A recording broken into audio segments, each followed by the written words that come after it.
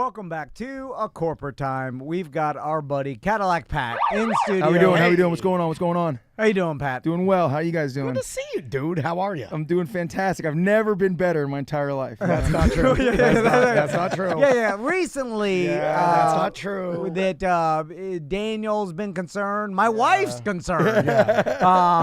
Me, not so much. I'm like, Pat's tough. He I doesn't know really Pat. get concerned. Yeah. I mean, as you can tell, my voice is not working. This guy, power through it. You know, get to work. Get to work, mother effer. Do it. Just go. Just go. It doesn't matter. Go. I saw a text of him. Daniel's like, my voice doesn't work. I literally ignored it. I just came in here, sat down. I'm like, we're back at it. And he doesn't think that stuff hurts me at all, but it really does. Like, I sent him a text to be nice to the company to say, like, hey, man, I don't know. I'm not feeling too hot. Yeah. Not even a thumb, not even a heart, nothing, not even a frowny face, not even an exclamation mark. Nothing. Well, he doesn't like emojis. Absolutely nothing. He doesn't like even emojis. care. Yeah. You know what? I'm just done telling him. I'm not going to tell him anything anymore. It doesn't even matter. If I addressed it, then it would seem like I was a D-head by just continuing to work. No, if you addressed it, it would seem like you cared. But anyway, good to see you. Yeah, but then we couldn't work. So what am I supposed to do? Thank you. Be like, oh, we can't work. We gotta work. Maybe we just roll some best of. You know what I mean? Best of? Like everybody else does. Yeah, exactly. When you're sick. Before we don't have a show anymore. Yeah. But, you know, hey, that's fine. Yeah. Are you okay? No, I'm fine. But, you know. Well, there we go. I thought you were fine. Yeah, I'm fine. I have to be fine. Yes, exactly. There's no other thing but not being fine. So how you doing, Pat? Oh, I'm doing great, man. That's how I live my life. So Daniel, I was worried about you. My wife, I am worried about They're like, Pat's been writing sentimental things to me recently. Well, that's going to steal her away. He's questioning his life decisions. And I started thinking about this, and this does offer motivation to all our bigger listeners out there that think to themselves, like, if I only got fit, then I can find the love of my life, right? Here's a prime example of a fit beefcake who cannot find love. Oh, my God, yes. So it turns out it's all personality and bank account. Yeah. And really bank account first. Yes. Yeah, big bank account, personality, then fit. So work on the bank account. Start finding a better job. Put down the weights. Anyway. Yeah, I don't are you addressing him by saying he needs to just instantly get more money and he would be fine? No, I'm just giving the hope to the bigger listeners who think it's their body type that's hindering them. And if they got more money, their body wouldn't matter. Yeah. That's true. I feel like money probably easier then for the big O's to get down to So good shape. Pat I like big O's. Pat is in great shape. Can't find love. Yes. Oh my God. It is very hard. Yeah. Well, have you seen what you're dressed in today? This is an iconic Jordan outfit from 1992 that I bought bootleg. It is. And when you see a 50-year-old man wearing it, you think he should be walking around Millennium Mall. Do you know that guy? Do you know the guy I'm talking about? No. You are very close to becoming another Orlando legend. Yes, I use the word that Tom throws around a lot. Like the guy that used to dance downtown also? There's an old man at Millennium Mall. His name is the Ferrari Man. And he wears tiny Ferrari shorts, a Ferrari shirt, a little Applejack hat, and tiny Ferrari sunglasses. And he is a legend. What does he do? Just walk around? He just walks around Millennium Mall and creeps out people. Cool. You're very close to becoming that. Okay. All right. Hey, he's a legend. All right. So let's go back to what you're wearing right now. Describe it. It seems like something Michael Jordan wouldn't wear. I don't know. Like, it looks as if maybe, it's absurd. You look like the stunt double for White Men Can't Jump. Ooh. Classic. Yeah, you look very much and like I got the matching shoes and hat to boot. But I guess in the 90s, this was the you can look it up. Yeah. It's Jordan 92 from Barcelona. He's like walking through the streets of Barcelona looking at a giant photo of himself. I got the guy's name wrong. He does dance at Disney Springs, and his name is Eddie Maserati. I've seen photos of him now you say that. Yeah, you are, oh my God, you're a car too. Cadillac Pat, Eddie Maserati. Oh, that guy stole my name. No, I was first. He's been around since like 01, 02. Dang it. There's a guy that dances downtown, too. My friends have made fun of me before. What does he wear? There's a guy downtown that dances around older guy. My friends I've been downtown with have made fun of me saying that I was going to become that guy, too.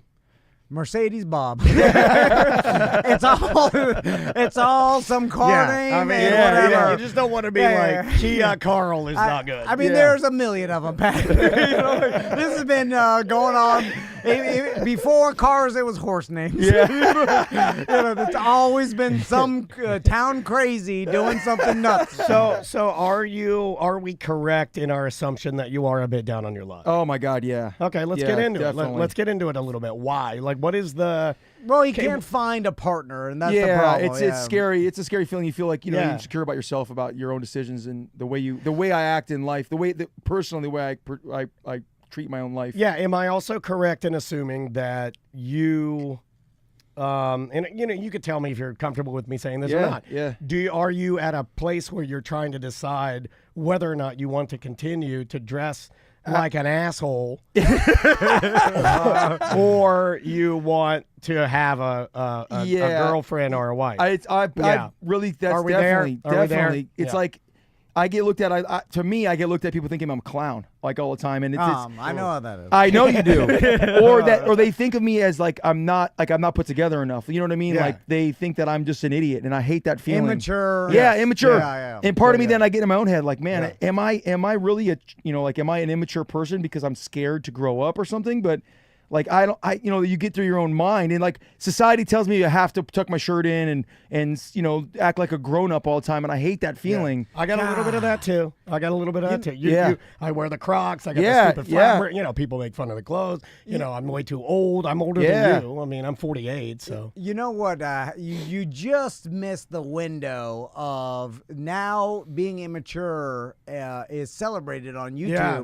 Because you got guys like Unspeakable, who's I think he's damn near 40, is 38 or whatever. yeah, And he's in his 30s. filling his house with Orbeez, and he's got 10 trampolines he's jumping on. Yeah. Like, he's living the life of a 10-year-old, and everybody's like, yay, and he's getting paid millions, and Yeah. he can get any girl he wants. Now that goes back to the money, really. Yeah. Because you could be like this if you were a millionaire. If I had way more money. And you would have as many women as you want. Yeah, the money thing is a big issue. Yeah. So you can't be crazy and poor. You said 10-year-old. Not that You you're can. poor. No, You have a house. You can be crazy and poor. You're just going to be alone. Yeah. I mean, I got a lot of stuff. I do got a lot of stuff. You Yeah, know what I yeah, mean? yeah. I own a Well, house. I have 2 cars. Were there any Well, have you ever things- seen a crazy person pushing a lot of stuff? Yes. They have a lot of stuff. Yes. That's why they're pushing it. Yeah. No, I'm And joking. and say it with me, they're alone. They're pushing it alone. It's okay. They never have someone helping them push the shopping That's cart. true. All right, so and we're all joking around, Pat. Yeah, I think you're fine, and I think you're not crazy. You just enjoy this particular lifestyle, which Yeah. I think, You which do I think, like what you like. I think if you try to change yourself for someone,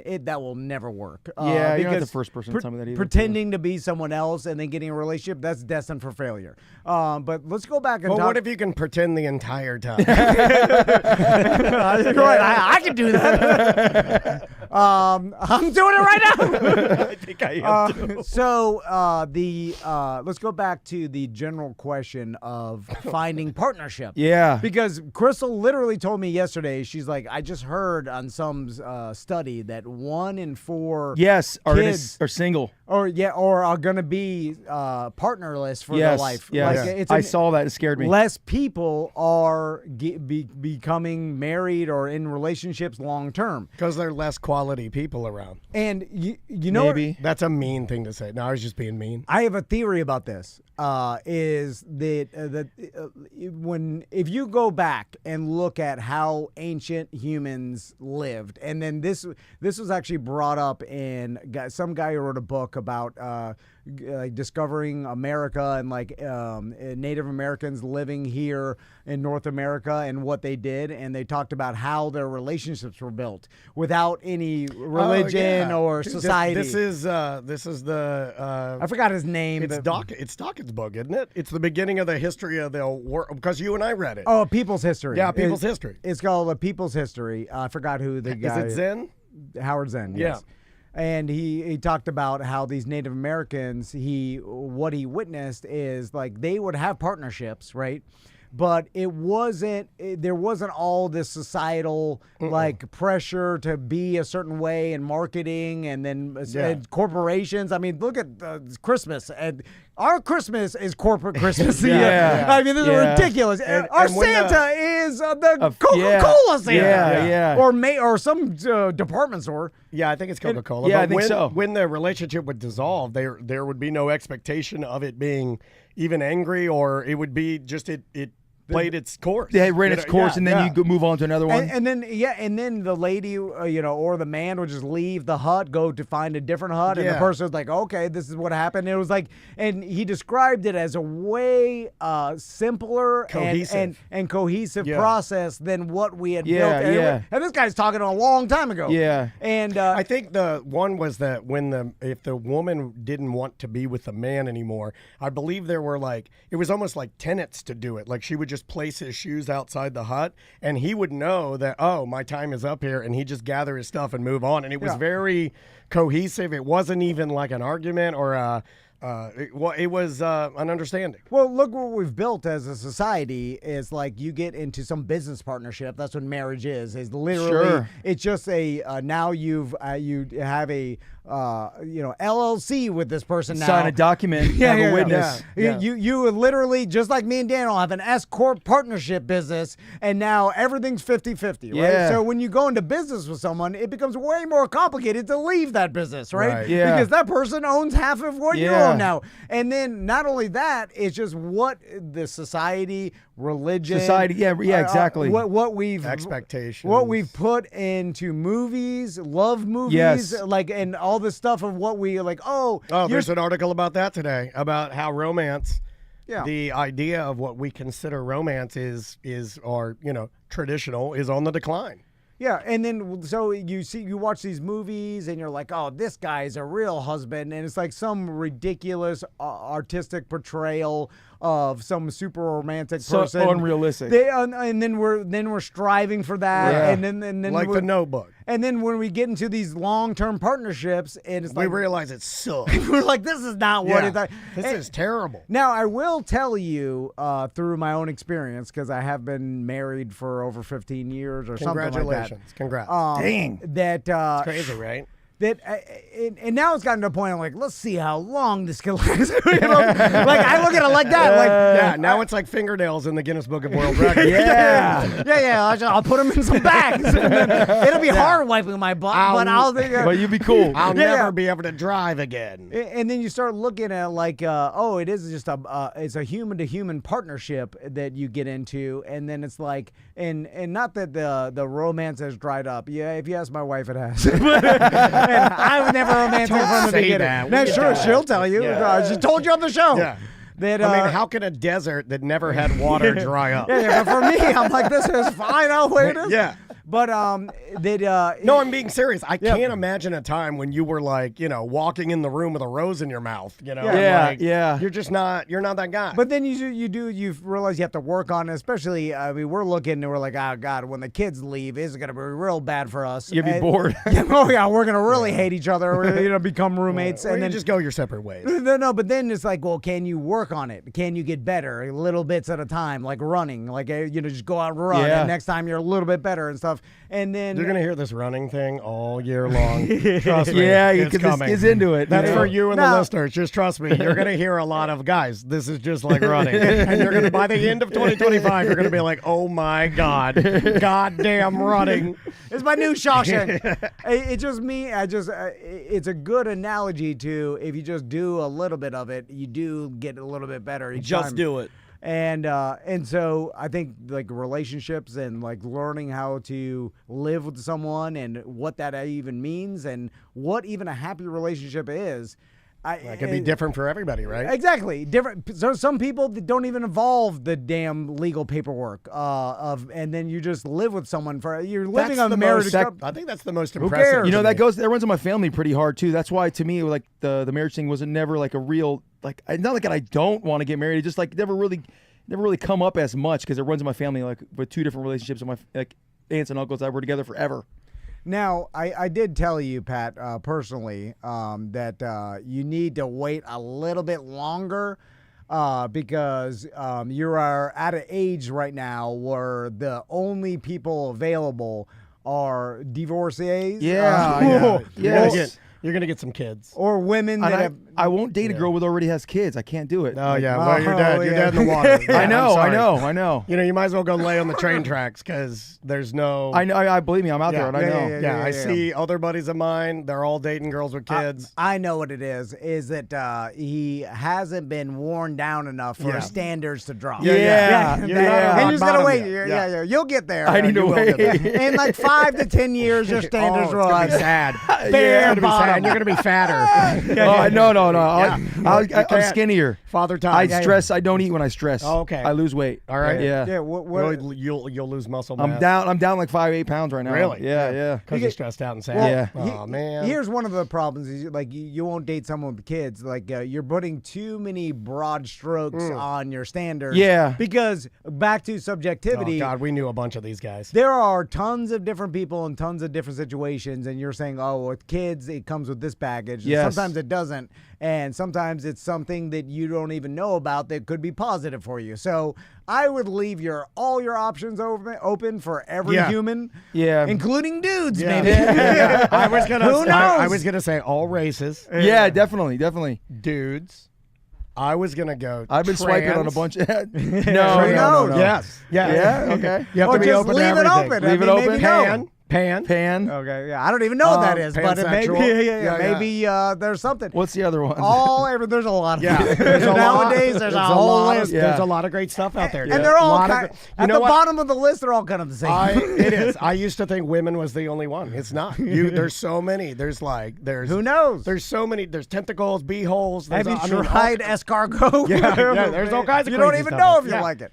Anyway, so Pat, let's get down to business. What's step one for Pat, you think, in order to like make the first step of are we trying to, like we already said we're not trying to change you, but what would be a positive step in a positive direction to try and pull you out of your funk? The problem is I have no advice to someone finding a long-term partner. I only have advice to slam in a hog. I know how to do that because I've had the partner thing for a long time. Yeah, Said if I get out of that, then I'm going straight to yeah, and I know where to go for that. Oh, I do too. And that's a very easy equation to me. Yeah. When's the last finding time- long-term happiness? When's I the don't last know. time you went slam hog? A long time, and I have had the opportunity in the last 6-8 months or so, or whatever, how long it's been, but I don't want to go there anymore. I'm over that. So Yeah. You're trying to find a I'm partner. completely trying to. I've stayed away from that completely. Do you ever want a family? I don't know, with the right person. But again, I don't think I've ever let myself really think about it. Even with my girlfriends that I swear were going to be my last girlfriends, they never really approached me about it. Like the one I just had said when we were together had said no kids because the way society is. We've told that to ourselves, told it to friends. So I'm like, okay, cool. Maybe she's really serious. And then things happen, and then I find out from her that kids are definitely on the table. The way society's never been better. No, I mean like raising a kid, like you can't bring peanuts to school. Teachers got to document it. No, like kids are, that's you all can't walk the media. streets anymore by yourself. I too told Andrea that I did not want to have kids because of peanuts in school. But like little things. You know what I mean? Peanuts have never been a thing in the Castle school go system. I go to schools and throw peanuts on the playground. I just throw nuts I just mean everywhere. like it's like when I was a kid, you could walk around in the middle of the middle of the day. Now like you looked at. You can't leave a kid, the kids can't walk around by themselves anymore. Like, little things, You know what? I have some friends that are more open and live like it's in the 1990s, and they have no problem. Their kids, their kids go to the movie I do theaters hear that too. at 9 years old, and then I hear from a lot of parents, they're like, May gets a long road. all She gets this a long road. BS is some sort of narrative. Is like kids still ride their bikes or whatever, and is in the fear mongering that does exist in a certain society. Usually it's the richer ones. You go You're right. You go, Absolutely. You go to a poor neighborhood, they're riding don't bikes care. crazy. Yeah. They're still jumping ramps. Yeah. They're still latchkey kids. It's like the rich is like, no, there's kidnappers everywhere. Don't let your kid do anything. Yeah. And it's like, so that doesn't necessarily exist everywhere. And sometimes the narrative is more than it actually is. Well, but if somebody, if one of my girls would actually approach me and like really set me down and really said, hey, this is something I'm really thinking about, I would then for sure be more open-minded to it because that was something they're really serious about. I never had anybody sit me down, even though, maybe there's been mentions of it, but if someone was like, hey, this is something I'm really thinking about, then I would be forced to think about it and, And go here's from the there. don't worry about the kids. You're a man. Larry King had a 13-year-old. Yeah. Is he dead? Is Larry King dead? I don't know. I thought he had like a 3-year-old. Yeah. I Al don't even- Pacino's yeah. got like a 2-year-old. Yeah. Yeah. You could have kids at any age, and it's the women. Yeah. The one, like, and Yeah. if you date a 30-year-old at Yeah. 50, Yeah. then she could have a kid, no Heck problem, yeah. obviously. Yeah. And nowadays with science, you could push 44, 45 before it starts getting, roll think of the so. dice. Yeah. I mean, I have a feeling you're going to be with somebody that's relatively athletic. Yeah, I would hope so. I mean, Right? I mean, that's at least that's what you're looking for. Do you know a definitive reason why maybe a relationship or other relationships didn't work? Do you have a gut feeling? Do yeah, you- and a lot of it goes down to the same thing. I feel like at the end of the day, didn't give the 2 long-term really good ones I've had. I didn't give them enough attention. Basically, at the end of the road, and then it sucks to know that it happened both times. Thinking I Yeah. learned my lesson the first time, and I guess I didn't learn my lesson. I'm a pleaser. I like to make other people happy ultimately, which is, I don't know if it's a flaw, but I like to be liked ultimately too. I want to be liked. So when I go out, I'm like schmoozing with people. I'm chirping up people instead of chirping up the person that should be the most important next to me, where they Yeah. feel unloved, or other people.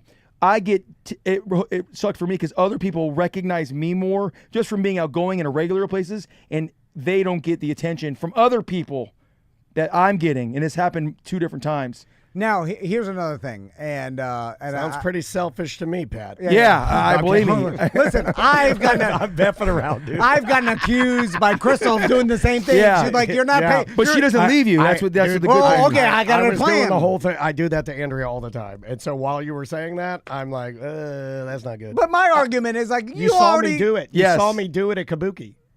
Oh, really? Yeah, Well, yeah. I came over to you Yeah, guys.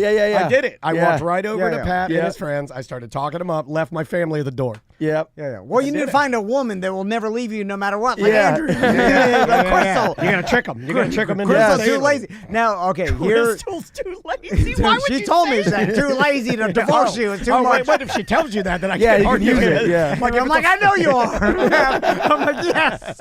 I can do it. It's a perfect relationship, actually. It's like, that, Yes. you know what? That's They love. can do what you want. That's Yeah, but- love is when she says, I'm too lazy, and he goes, I know you are, and then they kiss. Yeah. Yeah, but then if you don't do Are they nothing, kissing still? then all the downstairs kissing goes away. And Yeah. that's how I work. That's the only reason. It's like I work at Chick-fil-A for the paycheck. I'm not working there for the nuggets. Back to trickery. I thought of this. So what if you? Put on a suit, right? Okay. Clean. Do you take have off- a suit? Okay. Do you have a suit that does not look like Shaquille O'Neal's suit? I have a suit that's from the 70s or 80s that I wear on a cruise. No, we got to get you a Well, you know- regular No, suit. I think I do have a black suit that I bought a couple years ago for a wedding that I've worn once. You don't even need a suit. Just do the regular what everybody else is doing. You see what Yes, everybody that's what I Pair gotta of start doing. jeans and a polo? And you got to put all your I don't own a pair of jeans or a polo. pinball machines in storage and your claw machines and all your other garbage. You got to put it away in storage. Man, you got to Right. peel all the stickers off your Right. walls. You, No. you You got to dump listen, all your highlighter bottles into the sink. I know some grown men bartenders, and they're making bank. Yeah. They're making more than I am. Yeah. And I'm like, what the hell? They make a ton of dough. Because the tip money, and if you got a good personality, if you're a hustler, like Yeah. like I know some guys that are like, I'm gonna do this until they can't do it. It's hard to anymore. get in because the guys they don't leave. Yeah, you know? yeah. And then they're like, this job is great. And I'm like, you work for 4 days a week. You know, mean, yeah. like they're working 4 nights a week, and they are killing it. Yeah. More, and I'm not serious with it. They're making more than I am. They're like $250,000. I mean, I'm doing okay, and Yeah. I'm not that kind of place, and I work 4 days a week. Yeah. So it's not the money. It's then all right. You got money, and someone to see your stable. You got your house or whatever. Yeah. You may have to get rid of the lizards. I know. That's a, you know. But what about the 4 fish tanks I got? Four. Yeah, that's a lot. 4. I mean, your house is basically you combine 'em? designed. It's like a 10-year-old owns a house, and that's what I it- realize. It's not the it's- best it's situation Silver for girls. Spoons. Do you remember that Yes, show? of Yeah, you got the course. train you ride out on. You got multiple fish tanks. I love everywhere. that train. You're dressed like Michael Jordan. You know, like it's crazy to some people. So maybe pour all the fish tanks into one. I don't know. Yeah. My point being is that you find a lady, You trick her into marrying you, Yeah. and then you slowly start bringing it all back. Yeah. And then after a while, the girl or the partner, like they get used to their lifestyle, and then they start looking at the divorce is too hard. You have already brought all your stuff in. Most of divorces, you just don't want to move. Moving's a pain. Yeah, You're just like, yeah. God damn.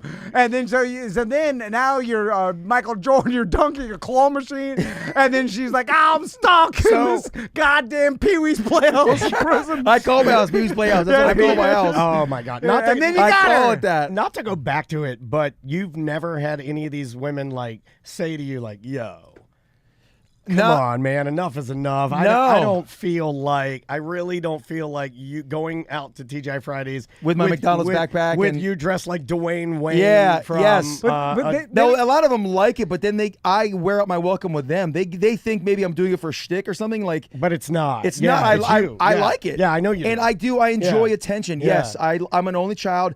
I don't like going, hey, look at me, but I like attention, but like people Yeah. just looking at me in general. So like it's a weird thing that, and then they resent me. At They end up least you- resenting me for that. Have you ever had them tell you that? No, not directly, but I feel like after the fact over, maybe it kind of comes out in Okay. other facets that I Well, kind of get wind of maybe a little bit. Yeah. Here's the problem. You marry Michael Winslow, and because it's all you're like, this guy's funny. Yeah, and then every night at Olive Garden, that mother effer will not shut up. then years later, and then you're just like, oh my God. And you're like, enough with the goddamn Voices, And, yeah. and yeah. then you leave. But then Yeah. and then as a woman, you're like, oh my God, this is who he really is inside. And I don't want to Yeah, change. yeah. I don't want to tell him like, hey, change who you No, are because I care about him. Both girls have said Yeah. that. I don't want you to change because you can't change. I care about you too much. I don't want you to change for me. Both have said that to me. But that's also something I used to tell girls like, because I'm like, oh God, you're getting fat. And I'm like, it's you, man. It's I mean, you, it's yeah. me. It's me. It's not you. I So pick messed up what that they're putting I messed down. that up. I'm picking it up that like Yeah. so I have been trying to pull back things a little bit. I really have. Give but, us some examples of the pullback. like I've not been dressing as eccentrically just because I don't want to scare off any new potential Hard women. to take that seriously looking Yeah. at you. Well, he's on entertainment now. He does it for us. Yeah, because yeah, he yeah. realized I know. this is what we want. See, I want this back. Yes. I want you. Legend. Yeah. I even want the brought legend. my authentic from They're 2000. too small for you. I know. I wore these. I used to wear these. I have a picture of me at a Miami Dolphins game wearing these glasses. I love them. They're way too small for you. I know, They're but these were baby glasses. these were the look. That's not the look. Yeah. That's never been the look. See, like, Oh my God. yeah, and then so the have you I ever, love you so much. have you thought about, and you know we mentioned this last time, like the Dating game. We got to do a dating game. Well, finding other women that are into But there's not a lot Yeah, out. they're I out don't. there. But I mean, there are. They're I, rare, but they're They're out there. rare and they're hard, so they're going to be hard to find, and they're going to be hard to find good-looking women. I'm not going to just date some I know. ugly girl. We used to hear this from another friend of ours, and Yeah. this guy was like 300, and he's like, "I'm never dating a fat girl," and I'm like, "God damn it! What do I even say to that?" Yeah. it's gonna be That'd hard. be like me saying, "I'm never dating a short girl or a girl that's taller than me." yeah. You I what know, Like, that's exactly. An That's why- insane statement. Part of me has to conform to society a little bit because otherwise it's going to be like a long road ahead. Like when I go, I haven't been going antiquing. I haven't been looking for vintage clothing because there's none out there. At least, like, Oh my Is there God! The chat another- room said you just look like a retired spy kid. That's one of the funniest jokes I've ever heard. Hey, you know, let's ask. I love you. Let's ask ChatGPT. Ask ChatGPT. Is there what's your age range again? Like you're willing to go to 35, right? 25, 35? yeah. Look up 25, 35 year Sure, old. 25 is young. I would in a second, but I doubt that's gonna be real tough. Okay, let's like 30 to 38. Sure, It was pushing that's a little bit. Yeah, it's pushing it, but Find girls that love dressing like the 90s. There you Maybe go. we find the exact thing you're looking for, because if you found another 90s Yeah. lady, then there's a match made in heaven. yeah, but I get the feeling they're gonna be fattos or something. Maybe. Why Now- would you say that? No, because it's a crazy thing to do. yeah, yeah. This is what ChatGPT. This is the advice. Perfect is subjective and varies depending on personal preferences and what someone values in a person. However, if you're asking about women in that age range who love dressing like the 90s, that style is quite popular today, thanks to the resurgence of vintage and retro trends. For Many 22-year-olds. in their late 20s and 30s embrace 90s-inspired looks because of nostalgia or simply a love for that era's fashion. You can often find people rocking 90s styles at retro-themed events, music festivals, vintage stores or thrift shops, social scenes focused on alternative fashion. If you're looking to connect with someone like that, exploring communities that enjoy retro pop culture, music, or style could be a good start. Oh, Yeah, that didn't help. That I didn't mean, help yeah, at and they all. said thrift stores and vintage stores. No, it's not true. At least at antique stores that I go to, there's no women. There's But nobody hey, there. Hey, vintage stores, fat ass.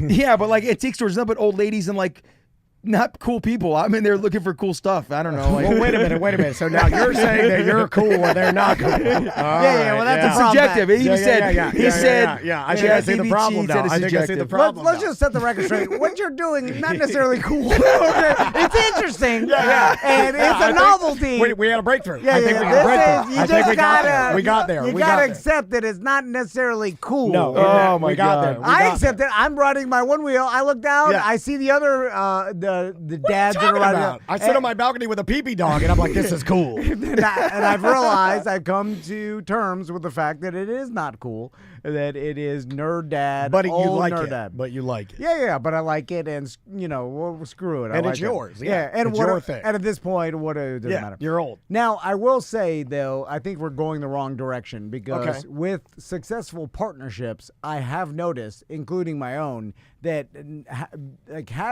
finding someone like you may not be the best necessarily good partnership. Yeah. No. Sometimes the greatest partnerships are people that are not like each other. Like Paul Abdul's song said, opposites attract. Yes. Yeah, you could have picked a newer song, but on brand. I think why me and Daniel's partnership Yeah. works so well I is agree with because this. although we do have a similar sense of humor and other Yeah. things, Yeah. We're but- different. But we're different in Yeah. the way we live our lives. Yeah. And you have if I was working with another Tom, miserable. Yeah. I see other Toms out there, and Yeah. I'm like, I don't want to be next to them. Yeah. I'm like, I don't want to be next to Dan. I am not I hate attracted those to mother other. effers. Yeah, you're attracted to Tom. I hate Dan. Yeah, that's why you're married to God, Andrea. Do not chirp at me. Yeah, like I don't want that. Oh. I'm the chirp. Yeah, I kind of that way too. Yeah. Andrea's a very logical, She is. not that super emotional. The number of things that Andrea says that line up with Tom things, I get tired of pointing it out. In fact, she does too. She'll be like, stop saying that. Wow. And I'm married to a woman that's like, put your feet on the ground and you get the ground's energy. I yeah. believe that. I'm like, Yeah. what the I hell? believe You're that. into Yeah. that. There's I- enzymes. There are enzymes in dirt. Sure. I'm just like, okay. but that's how, and then I'm married 15 years. Yeah, it works pretty good. So maybe you're looking for someone too close to who you are. You need to find the opposite. You need a fatto. Yeah. No. I God. mean, a person that doesn't like fun, that doesn't necessarily like the Not outgoing. claw machines. Hold on, That kind of had that. Yeah. Oh, you're screwed. because We got another breakthrough. I think we got another breakthrough. Doesn't like lizards and fish tanks. Because you know what? Now that I think about it, I used to have a ping pong table in my house. I used to have a lot of cool stuff. I used to have a stand-up jet ski. It's all gone. Oh God. You know, I just had to get rid of everything. and just And your hot tub's only there because it's stuck in the ground. Yeah, you're right. Oh my God! What are you trying to do here? You're trying to ruin all your fun? Everything fun is gonna be gone if you find a partner. There is you one, idiot. There's one other play Okay. that we haven't even investigated here. Yep. But I don't look at you as this guy. Okay. But I think every guy has the potential to possibly be this guy.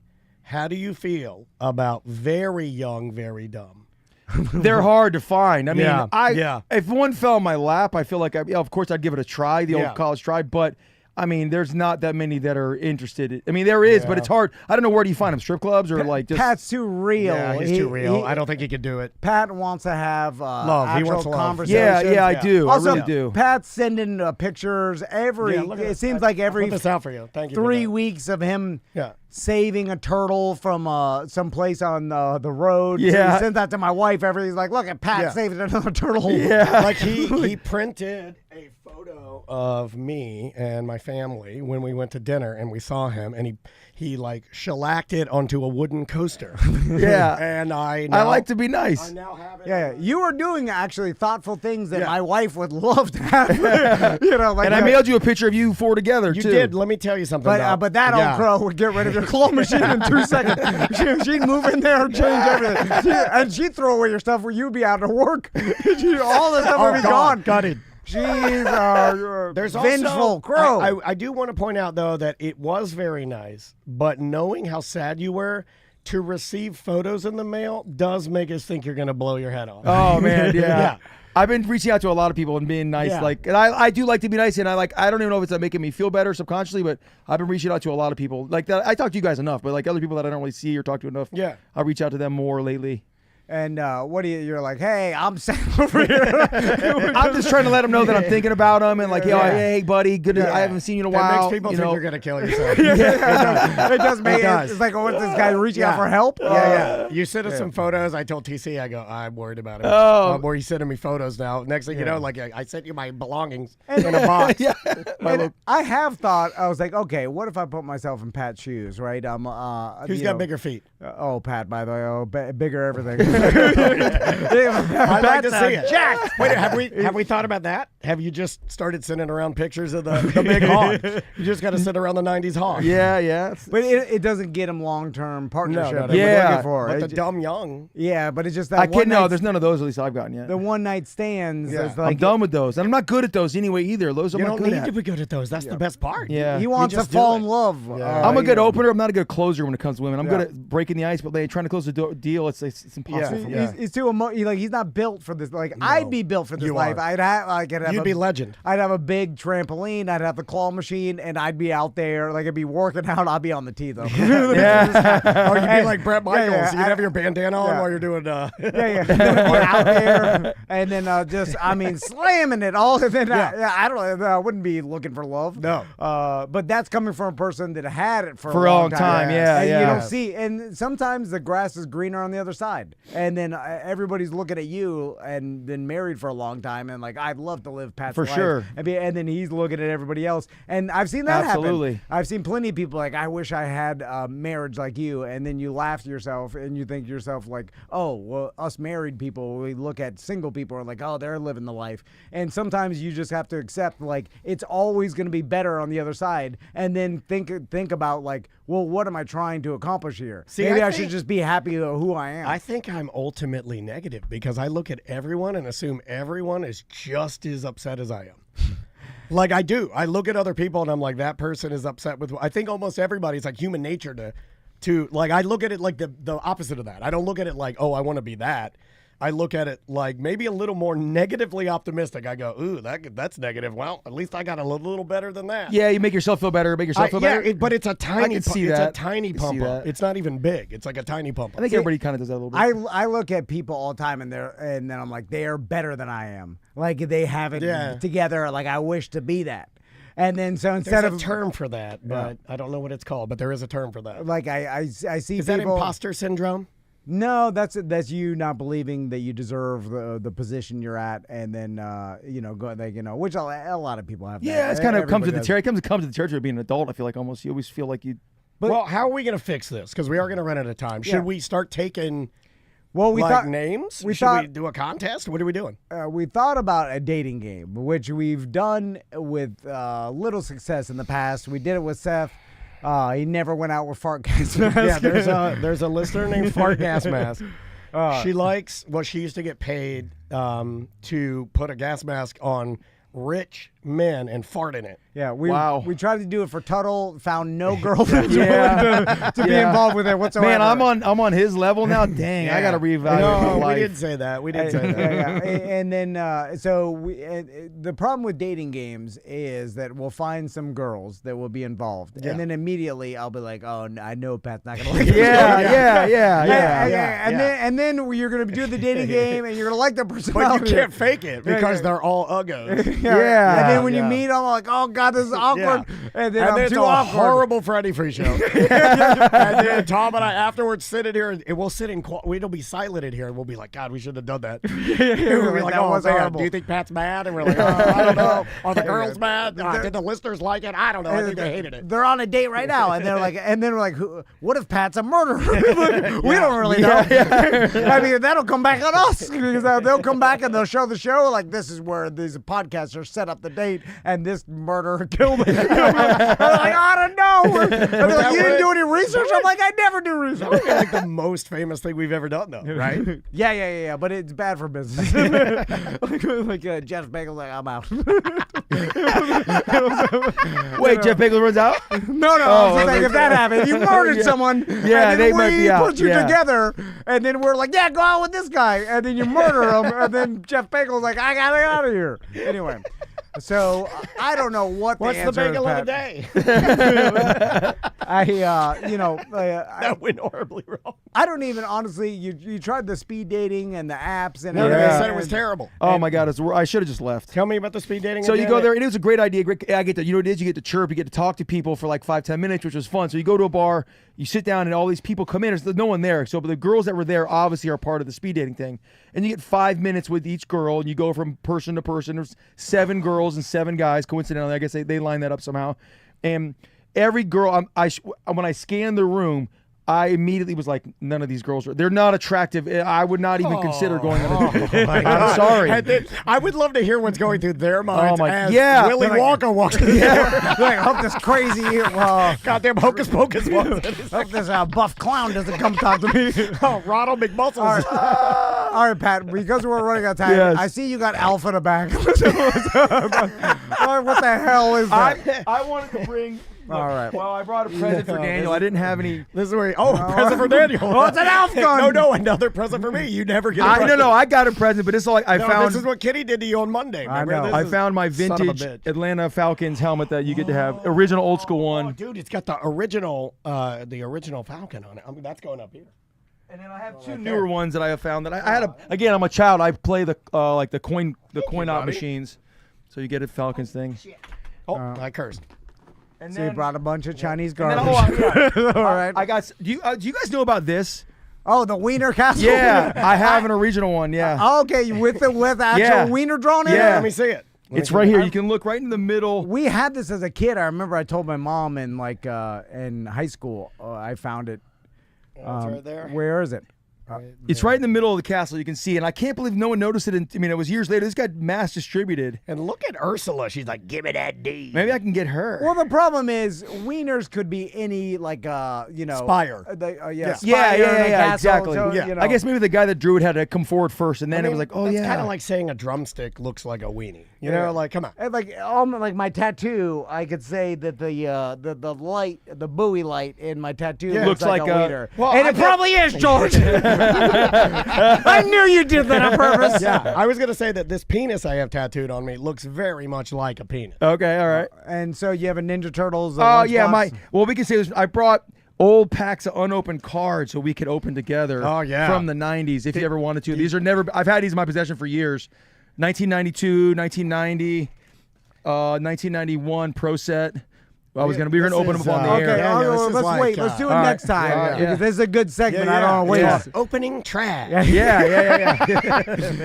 Some of those cards are they? Could be worth something. Yeah, there's a couple like that. The 1990 Upper Deck. There's a couple that are worth some money, but I have 3 boxes of unopened. Oh, you have the Mark Jackson card with the 2 killers Yeah, in it. thank you. Yeah. I have 3 boxes of that unopened, but I'm assuming there's a couple of those cards in it, along with a couple other cards that are worth some money in those boxes that I won't open the box just because I think they're cool. Well, Chat room checking in. Uh-huh. They love Pat. Yeah. This is from a woman.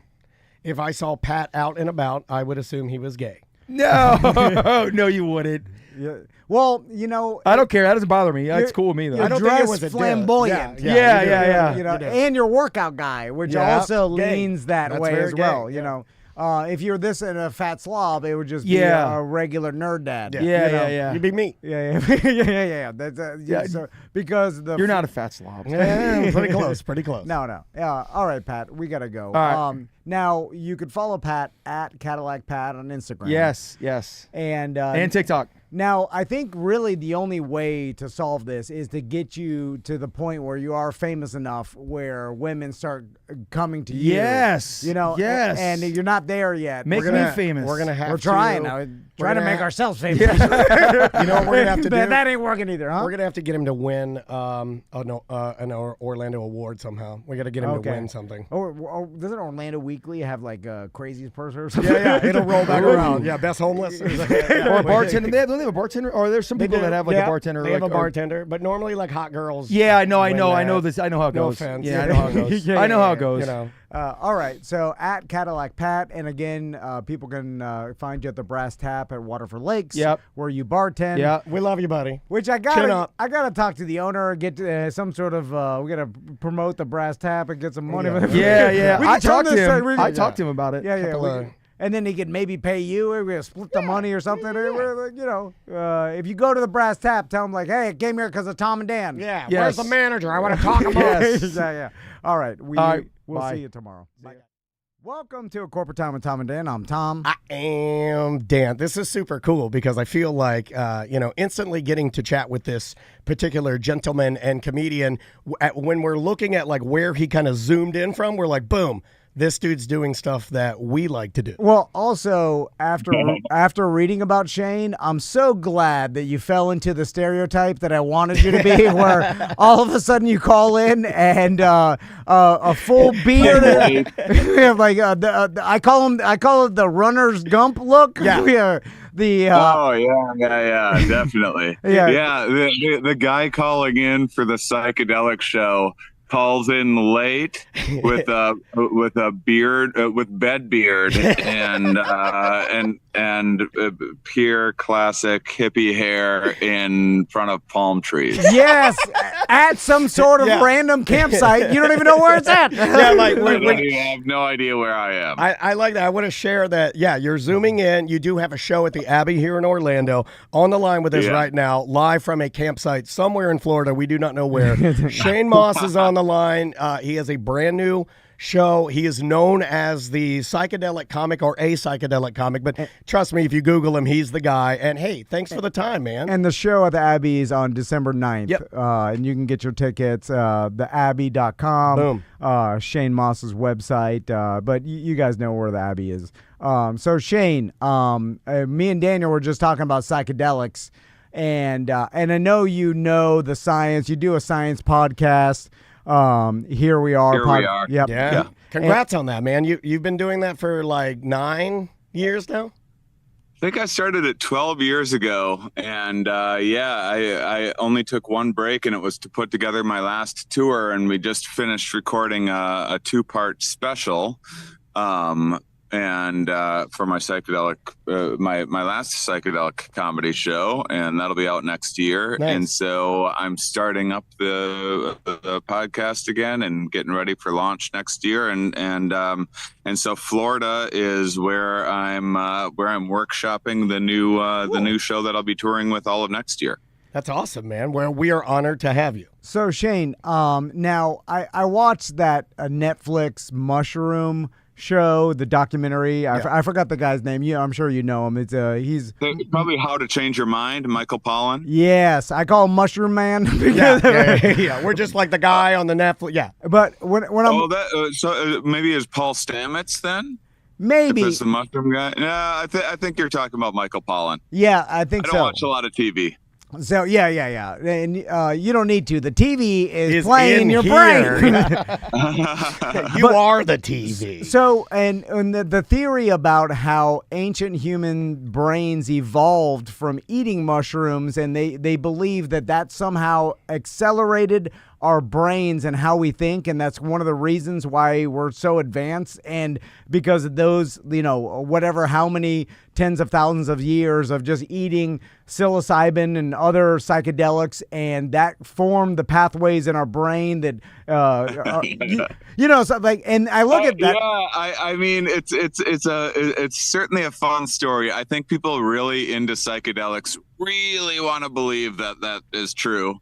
And I'm not sure how much scientific basis it actually has. I can tell you that that psychedelics do tend to increase neuroplasticity and some verbal fluency stuff. So maybe if that brought out some traits that were eventually selected for and got some people laid over time through the years, and then those kind of traits for openness eventually evolved, I could maybe see something being cobbled together through the long span of evolution. But I doubt that it has a direct connection to changing the shape of our brain. However, it is very much true that psychedelics have been a part of our evolutionary history for a very, very long time, as evidenced from a lot of archaeologists and cave paintings and things like that.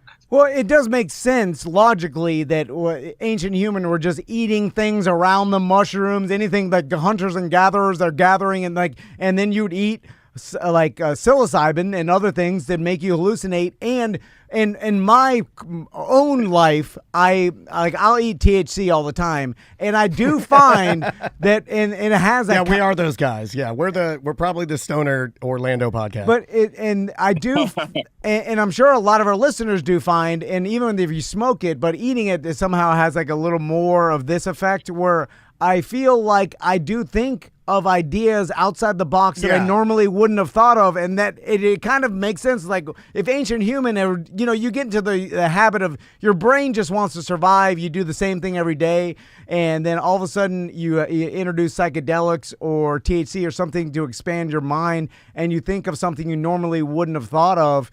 And I was like, that could have helped humans evolve to or get to thinking of new ideas. What do you think about that? Oh, I absolutely believe that psychedelics are a huge boon for creativity, in that they activate different regions of the brain that normally don't have kind of crosstalk. So this is where some of the kind of hallucinations and things come from, where people might like see music or something like that. That's just synesthesia. Some people have that naturally. And so, there's a huge benefit to creativity. I would say that humans are about the most cognitively flexible species on Earth, and have a vast toolkit. So to me, it would make sense that there is a lot of psychological motivations to kind of stick with what works for a lot of people. Maybe 80% of people do that, and then maybe 20% of people are like, hey, what the hell is over that hill?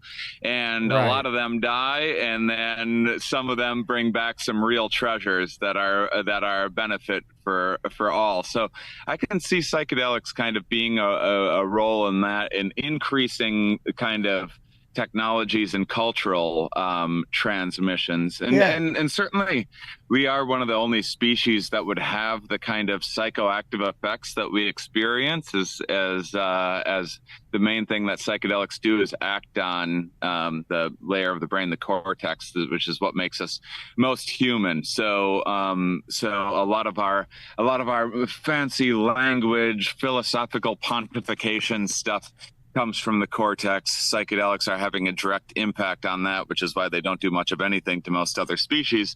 And so it could be like a creative steroid of sorts. I've always kind of felt it to be that way. Yeah, where do you think we are now with, Tom and I always talk about, we're like looking around and we hear people, every day there's a new article that's out there. Every day you go to Target or Walmart, you see more mushrooms everywhere. People describing that we are in some sort of psychedelic renaissance. What do you think about that term? Overused? Dumb? Are we?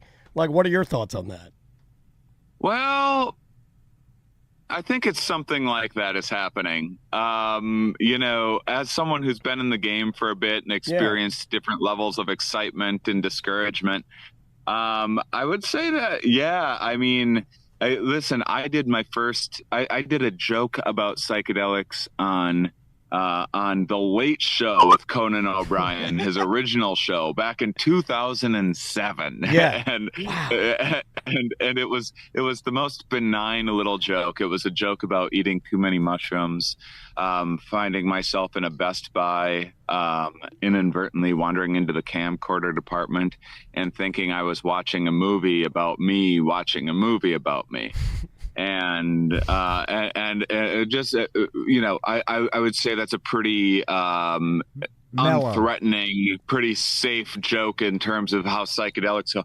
I had to fight with the FCC. Basically, I had to fight with the government for like 3 months to be able to say that on TV in 2007. And so. And I did my first fully themed psychedelic show back in 2015, I believe. And back then it was like, oh my gosh, I think actually the first time I ever did my psychedelic show was in Florida as well. So what a lovely time that I'm launching this new one in Florida as well. Well, can you explain a little bit about how, like, going through your career, how you would use a little bit, you maybe dabble a little bit in a psychedelic joke or put a little joke in there here and there, but you had to almost work your way up where you could do like a full, a completely psychedelic comedy show, right?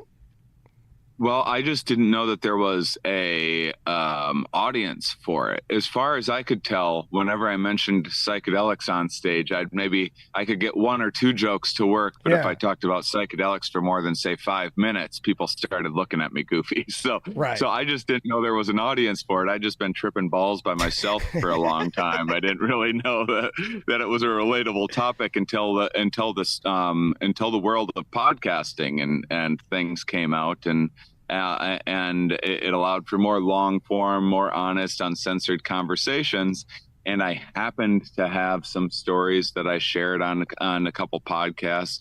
I remember Pete Holmes' podcast in particular, You Made It Weird, where I told a DMT story that I wasn't intending on telling, and it ended up taking over the whole show. And then I got all of these messages and everything. I was like, oh my gosh, people actually care about this stuff? I have no idea. Wow. Or I had no idea. And so that was the first time I put together a show. But back then it was like, people would come out like, oh my gosh, like someone's talking about psychedelics for a whole show on stage. I can't believe that's happening. And now it's like, I mean, the level of like the number of grandparents that come to my show, it's like everyone knows about psychedelics now. It's back then, no one knew what ayahuasca was, and now it's like a whole cliche. Everyone, oh, ayahuasca, sure, the stuff you go to Peru or Brooklyn, and it's those two places, yeah. Shane, I'm curious because you know a lot about this topic, and I'm fascinated by it. Now, so let's look at the science behind all this. So, like, let's start with the ice baths, because I'll make the comparison from ice baths to psychedelics. So, ice baths we see in Wim Hof, and like, there's actually science behind submerging your body in super cold water. I like he's giving the hand. He's like pseudoscience. Okay. Those are pretty small sample sizes. It is, yes, I know, but it makes sense to me, Shane. So follow this long, high question I have. So it's and like making your body freak out and think it's dying. I could see, like, and I'm not talking cold showers because this is where the correlation comes. But making your body freak out and think it's dying does release emergency proteins and things like it. There is some science behind your body surviving, and then the benefits that something like that can do. Sure. I also think we should bleed a lot more, give blood and stuff, and like that. Our body constantly creating. We're making it too easy on ourselves. Anyway, stay on track. So back to the ice bath. So cold shit.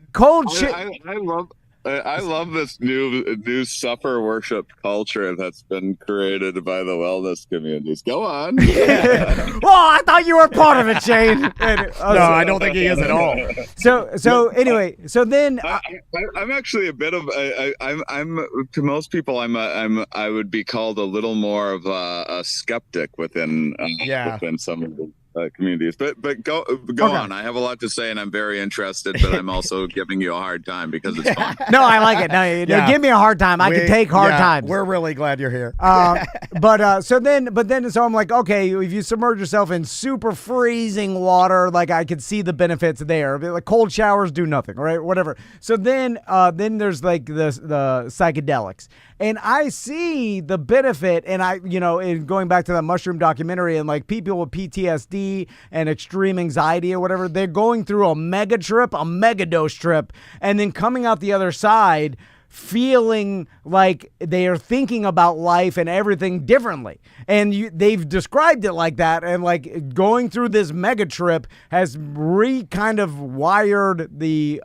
pathways in my brain. And I think differently now. And my anxiety's gone or lower or whatever. And then I'm like, I could see that makes sense to me. But the microdose doesn't do it. The mega dose does it. And so what are your thoughts on that? Yeah, well, how much time do I have? Oh, as much as you want. I have so much to say about all of this. Okay. So let's see where to start. One, I mean, if you want the kind of nuts and bolts science, that's a little bit, unfortunately, because of the federal laws making things Schedule 1.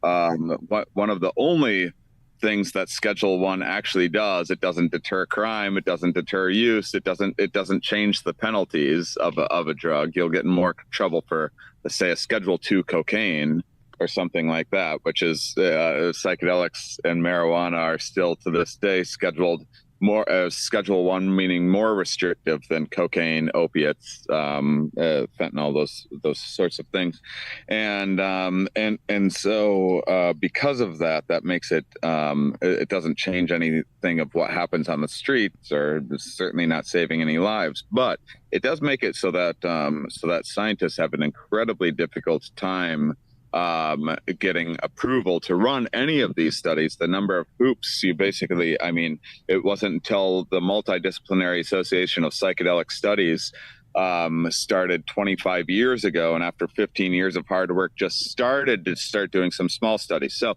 here's what some of these small studies have revealed so far is something like MDMA. So I would caution people against thinking they need a megadose, by the way. I think that we're the mega dose guys. Well, I mean, under supervision and in a smart manner. Sure. I mean, first up, I think you're right in that if you were implying that that kind of microdosing maybe has some more subtle to maybe no effects, I think you'd probably be right, and they aren't well studied, and I don't have. I think there's too much hype about microdosing. I think it's like a safe thing where people are like, people are very interested in doing the amount of psychedelics that they won't feel. Yes, I see that all the time. They give me the pills all the time. They're like, here's some mushroom pills. I take it. I'm like, I got nothing. And they're like, oh, it's a microdose. And I'm like, well, then why'd you give it to me? It's pointless. I don't know what the difference between taking a microdose every day and taking an antidepressant every day is. If you're altering your mind on a daily basis, I think you're just increasing a dependency on something, and you're not creating any real change, the kind of change that can happen from experiential events that happen in some of those larger experiences with the aid of some neuroplasticity from some fancy neural jargon that I don't think we need to get into. But so here's how something like MDMA works. So it's what it's doing is it's limiting the blood flow to the amygdala, which is where you're getting a lot of your fear processing. And so a lot of the reasons why someone would have something like PTSD is because they can't process a lot of those memories in healthy ways without being triggered, because they have an inflamed amygdala. They have an enlarged amygdala. And so suddenly someone bumps in, you're at the grocery store, someone bumps into the back of your leg with a with a grocery cart, and you suddenly recall some traumatic accident that you were in as a child, and you react in this outrageous, uncontrolled way that you kind of don't have control over, and then you try to repress those ideas when they come up. So it decreases blood flow to the fear processing while increasing blood flow to the prefrontal cortex. The prefrontal cortex is a lot of the kind of higher executive functioning. This is the more thoughtful decision making stuff, and this is even much more than the cortex, the normal cortex that I mentioned earlier. The prefrontal is what really makes us the most human. It's what helps us in delayed gratification and everything else. And so, under the guidance of therapy, and kind of being given the space to examine some of those old traumatic memories with guidance, with now having your fear processing dampened while your thoughtfulness is increased at the same time, you can reframe some of those memories and address them. So that's something like MDMA that's pretty well studied. The FDA just didn't approve the current study, but it will still be approved in a few years. It's just going to be a little bit of a pain in the butt. And then there's ketamine that just has a long history of hospital use, and so that is well studied because it's a Schedule 3. And you're a fan, right? Like, aren't you? You're a pretty big ketamine fan, correct? Like, I do, but not for clinical reasons. Gotcha. I'm very like recreational and willy-nilly with my ketamine. Ketamine's the only psychedelic that I'm willy-nilly about, and Gotcha. It's a fun one. It's the only one that can potentially be addictive, and I can see why. It's kind of like it's shorter. It's kind of fun. It's not like you have to work yourself up to do it. It's not like this whole like a scary like a mental journey and you need a shaman there or a therapist or something. It's just sort of fun for me. Interesting. But you think that's what got setting. where Matthew Perry is, that he was an addict and he got a hold of ketamine in like some clinical way, and then he started abusing it because it's good. Yeah. I mean, that's the thing with things that feel good. They can be they can be addictive for sure. Yeah. Well, again, I think Matthew Perry had a few other things in his system and some other things going on, but it is that I do think that story, because we're kind of into anecdotes and celebrity culture, did set back the psychedelic movement some, and was probably pretty poor timing. But Aaron Rodgers is about to be have some documentary on Netflix December 15th, where he's going to be doing ayahuasca and all of these other things. So finally, like the psychedelics that my parents in Wisconsin have been judging me for the last 20 years and basically and feeling like disowning me, or they're gonna be, wow, well, if a football player is doing this stuff, an American hero. I mean, that's just humans for you. What are you gonna do? I will say this about ice baths, which is that I don't know how much some of the, because I actually think it's important. I think it's a what would be called an entourage effect, like an additional component of the effect that is working beyond just the drug itself, which is that we say the word placebo like it's a bad thing, like, oh, that didn't do anything. But in my book, life is about finding the placebo that works for you. And I think some of the placebo effects of having something that is that does, like you said, kind of mimic a threat, but is actually benign and triggers something in you. I think at the very least, let's say for a moment that that it's actually not doing anything at some cellular level, that Andrew Huberman is actually cherry picking some stuff to sell you a bunch of wellness products, and he does it quite eloquently. Let's say that for a second. Then I would still say that it has all the right things for a placebo, which is if you do something that is hard to do, and it really also, like, the less it actually does, the more it unlocks a placebo effect. Because if you jump in an ice bath and then it actually doesn't do anything on some cellular, well, then you just like tortured yourself for no reason. Right. And our consciousness doesn't allow us often to think we're that stupid. So whenever we put ourselves through some ridiculously stupid thing, there's a part of our subconscious mind that'll be like, well, I wouldn't have gone through all that for nothing. Right. And so it must have done something. Yeah. And I actually think that can really have a positive effect on mood and ability to reset yourself and to kind of drop some baggage of the preceding days and weeks of your life and kind of get a fresh start on things.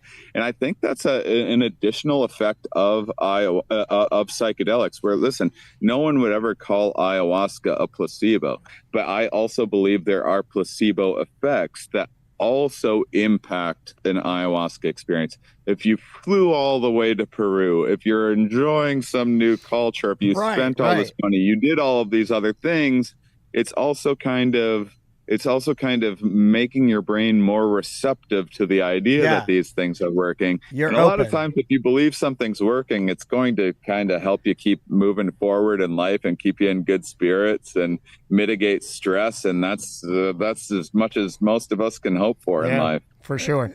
Shane, let me ask you a couple more questions. We could talk to you all day. Let's because plug him real quick. All right, he'll be at the Abbey December 9th. Go see Shane Mauss. Listen to his podcast, Here We Are podcast. He's been doing it for a long time. We're going to beg him to come in here when he ever comes back to Orlando and isn't super busy and camping. Because I would love to do that. We love chatting with you, and this is a topic that we don't know anything about, and we pretend that we do. So to have somebody else in here that could show us the way would be really fun. But by the way, Shane, I'm sure you know this, but there are... I actually think you guys sound like you know what you're talking about a lot more than a lot of local radio programs. All right, we did it. We did it. Well, we love... Usually it's like, so you talk about psychedelics. Hey, what's up with that? Yeah, well, I know. Yeah, well, we know, Shane. That's why we left that. We do it. We work for ourselves now because we couldn't stand that. That is the reason we left. 100% why we left. Oh, and then also, I'm sure you know this, but there are psilocybin mushrooms all around you in the cow fields everywhere in Florida. As a kid, me and my friends used to get garbage bags full of them. I mean, I told someone from California about this, and it blew their minds. They were like, "What?" And I'm like, "There's garbage bags of mushrooms everywhere." And I'm like, and the good ones. Anyway, so back to ayahuasca.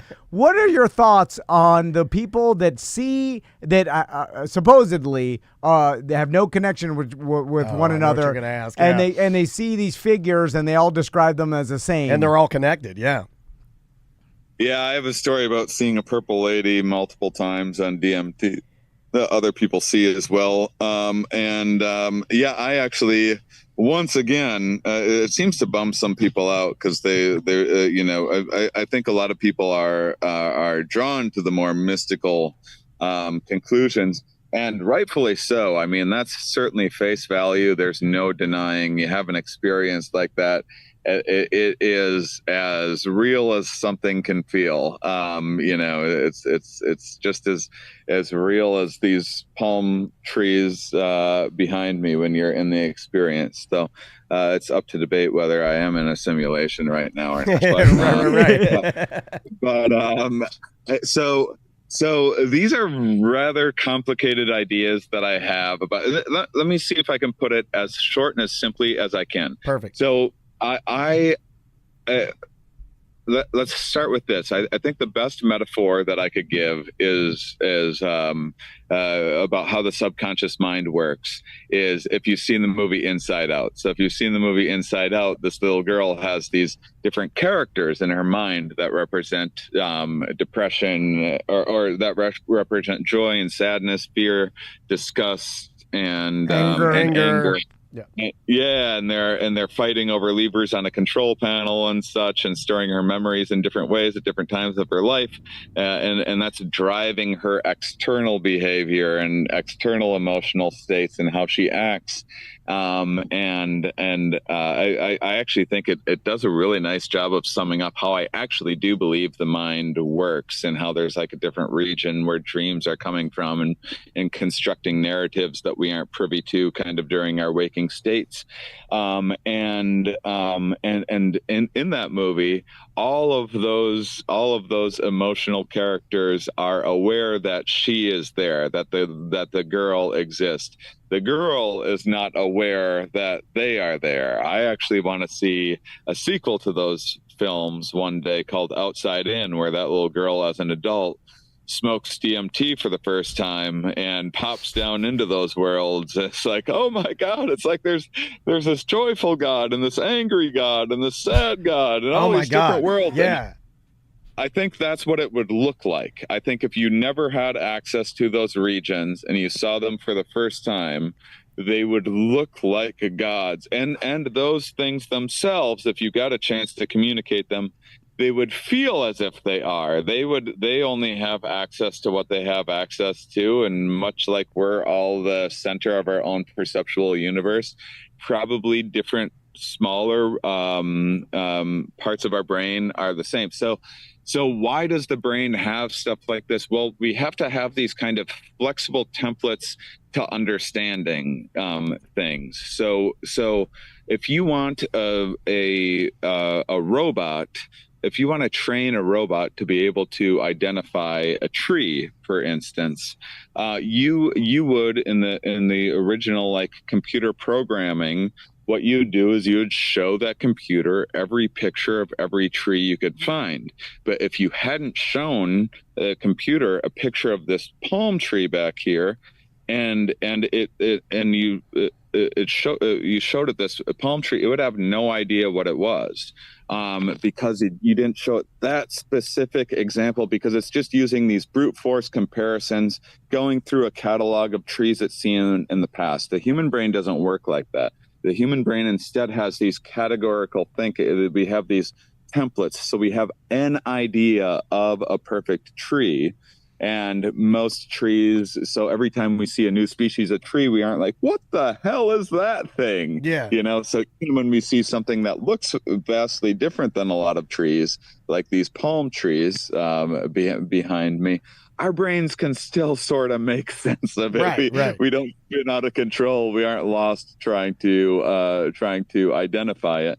In that same way, I think that we all have kind of these embodied archetypes of say, a car or a male or a female or a cat or anything else, that like you close your eyes and you have kind of a picture like an emoji. An emoji is kind of like, okay, that's not actually what a human face looks like when it smiles, but it gets the idea across. Yeah, it's like the essence.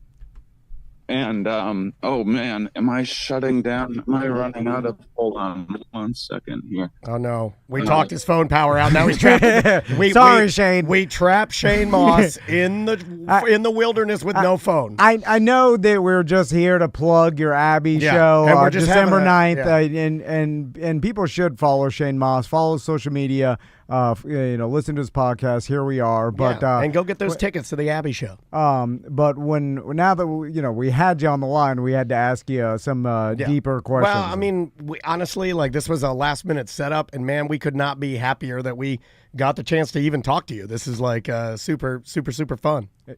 Did his phone die? I think it did. I think we lost him. No, God, I had talked to that sucks. dude for a while. I purposely didn't. This was kind of like something that I knew you would love. So yeah. Damn it.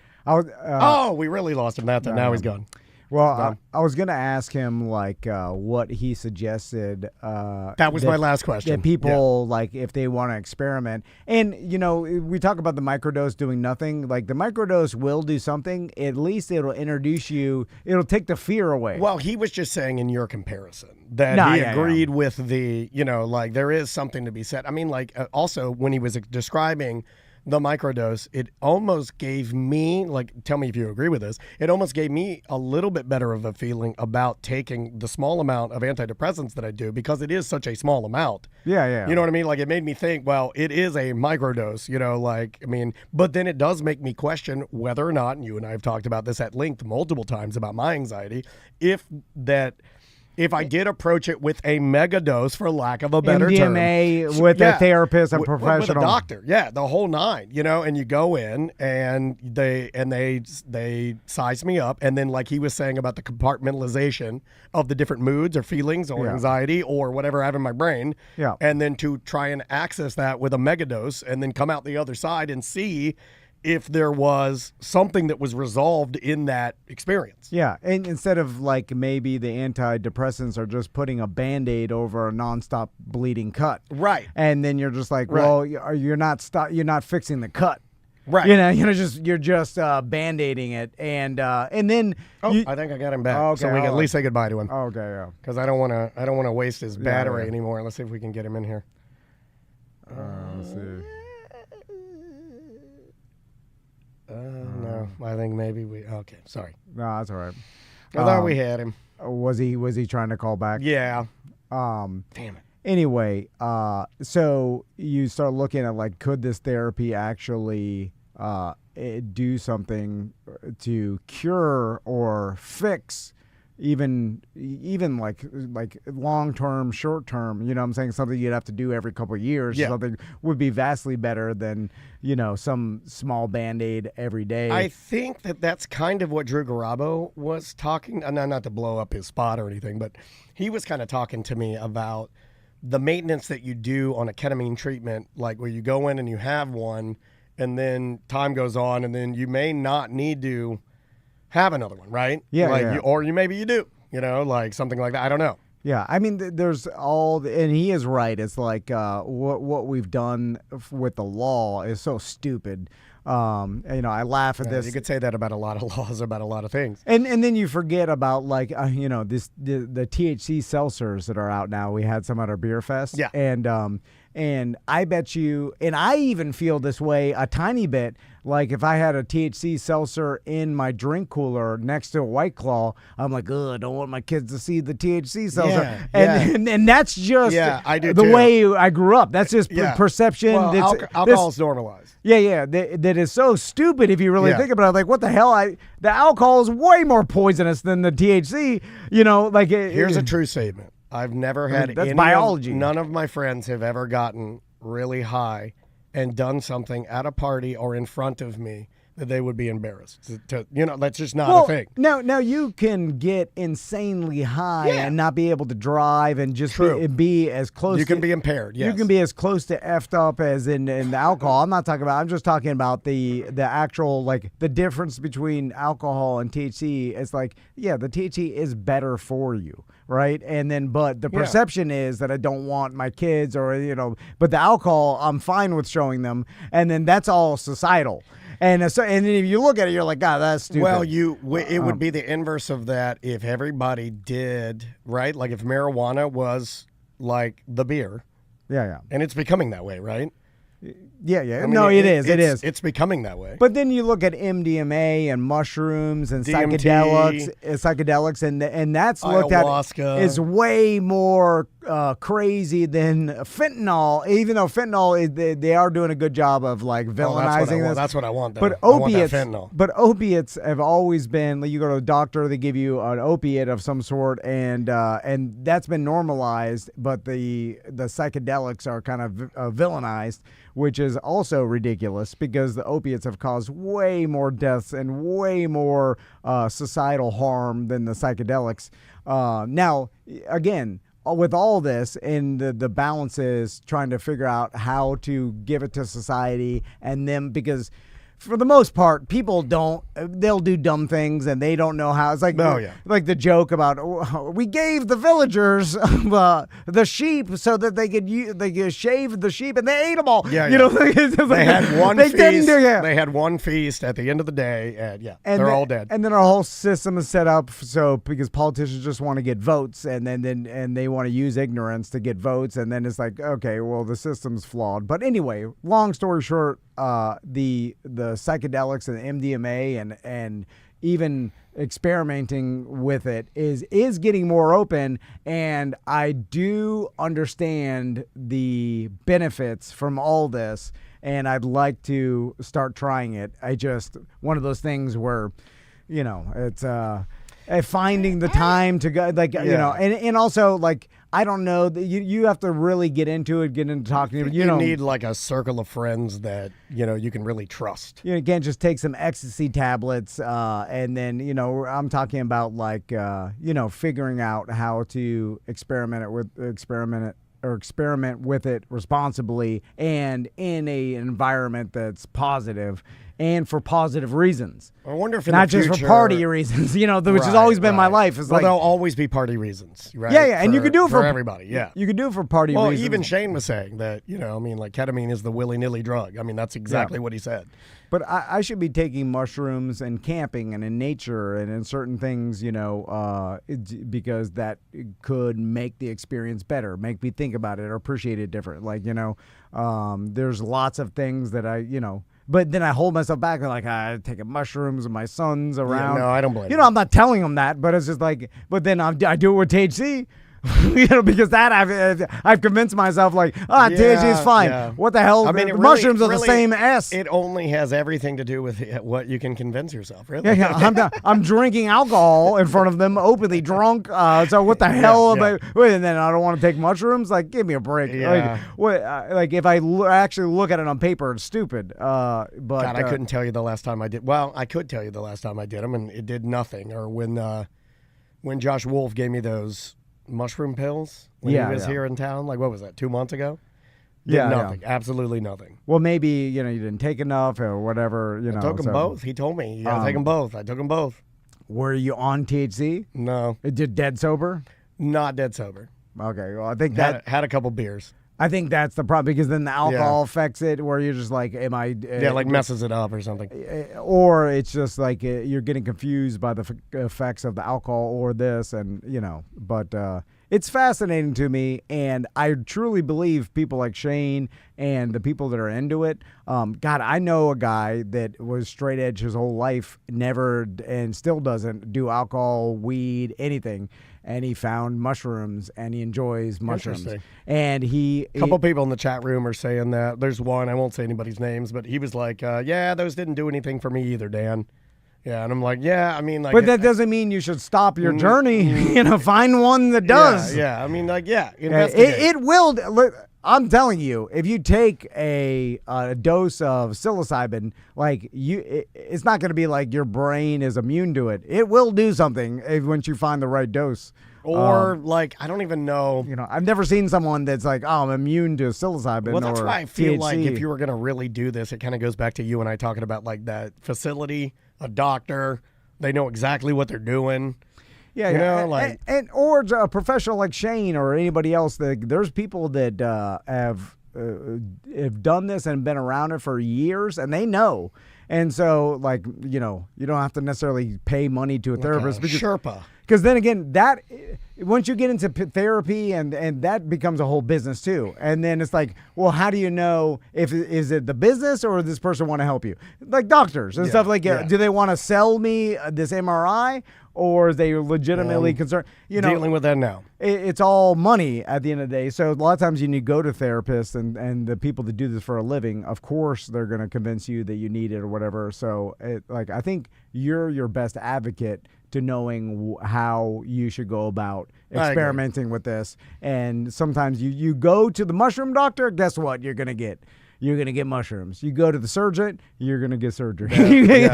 Because this is a business. Well, I mean, you come to us for advertising, I'm giving you advertising. I mean, also if you're going there, I mean, like you came here. It's not like... Yeah, of course. I mean, it's by design, that's what it is. But everybody in their life, they have one cousin or friend of a friend that is a mushroom man and really into this. Talk to them. Go to Shane's show and talk to him. I'm sure he'll talk to you. Well, that was one of the things he said in the documentary. I watched there's a really good 30-minute documentary about him on YouTube if you want to watch it, where he basically goes into how he likes his comedy now more than ever because he says the psychedelic community, in his opinion, is just more intelligent. And then after shows, people are curious and they will hang out and talk to him and ask him questions about it. And he really enjoys it. So it was almost like this guy already enjoyed being a comedian, but he kind of like whittled his way down to specializing his comedy into something truly unique. We need to keep his info, I got it. and then I'm going to shoot him an email. And, maybe we can go camping with him and do some drugs. Yeah, we'll talk to him every once in a while, especially when new things change and stuff, Yeah. because he knows a lot about this. Anyway. Yeah, good dude. All right, we will see you tomorrow.